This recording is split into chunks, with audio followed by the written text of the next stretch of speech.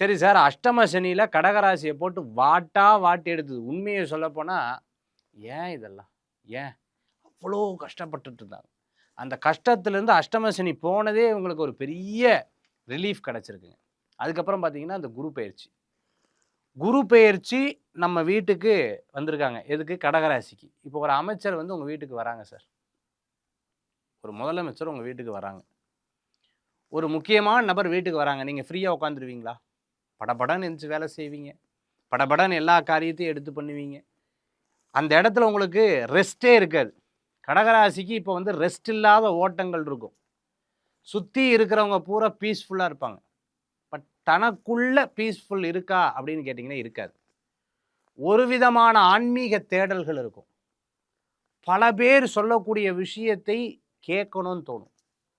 மனசு லகுவாக, நான் இருக்கேன் கவலைப்படாதேன்னு சொல்றதுக்கு ஒரு 2 பேர் இருக்க மாட்டாங்களான்னு தோணும்.